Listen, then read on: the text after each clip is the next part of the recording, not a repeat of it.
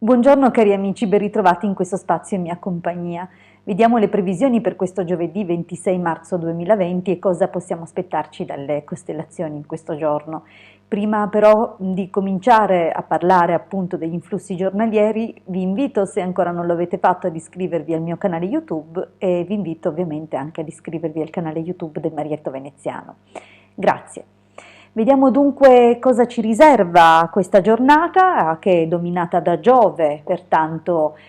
ci dona questi influssi piuttosto benefici, ma attenzione sempre di carattere amplificatorio, dunque in base a quelle che sono le costellazioni del giorno, ma anche a quelle che sono le nostre stesse costellazioni, non solo quelle del nostro quadrato di nascita, vale a dire tutte le costellazioni presenti nel giorno della nostra nascita, attraversate appunto dalla Luna in questa giornata, ma anche la costellazione su cui nell'anno in cui ci troviamo andiamo a sostare. Dunque in base a simpatie o antipatie fra le costellazioni e gli elementi che sottendono appunto gli influssi di queste costellazioni, allora potremo valutare effettivamente se la giornata è più o meno positiva per noi. Chiaramente questi sono contributi a carattere generale, pertanto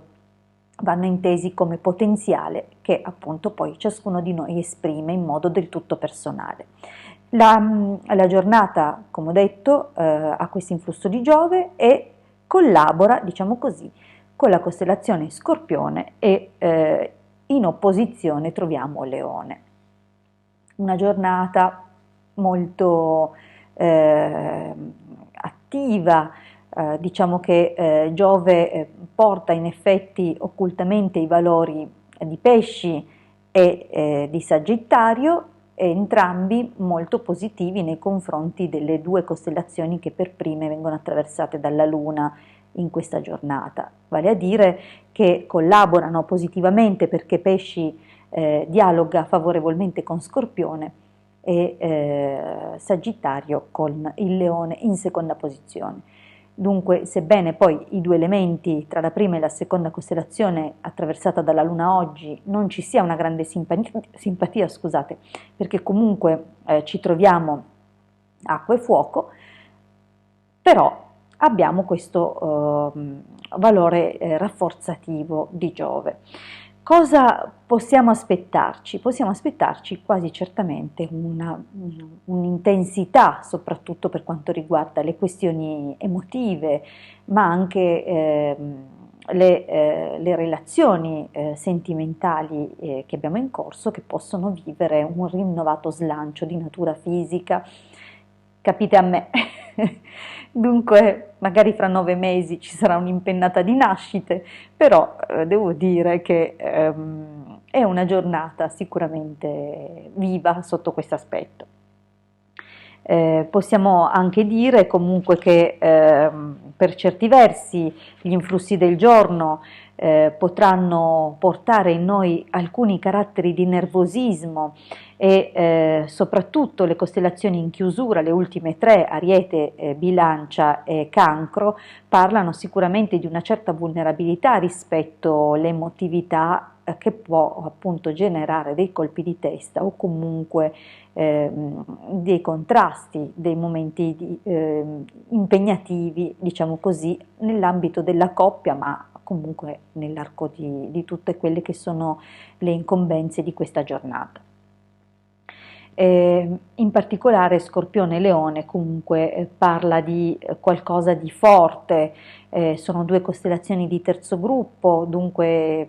costellazioni un po' pesantine, un po' difficili, dunque è chiaro che dovremo dosare bene le nostre reazioni, il nostro temperamento che oggi verrà appunto abbastanza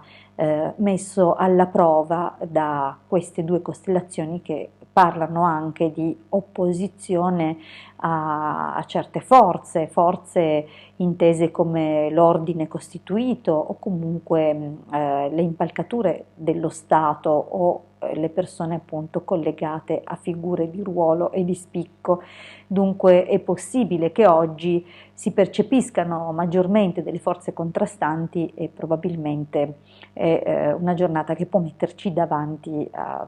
quelli che sono certi limiti, ma anche certi impedimenti nella nostra azione o ostacoli che ci provengono soprattutto nel campo delle nostre iniziative, di quello che nasce da noi, certi impedimenti anche che magari sono collegati a problematiche o preoccupazioni nei confronti dei figli. Bene, detto questo, ricordo chiaramente che molto dipenderà anche dalle costellazioni che abbiamo nel nostro quadrato di nascita, dunque a volte affrontiamo gli influssi del giorno in maniera assolutamente indolore, dunque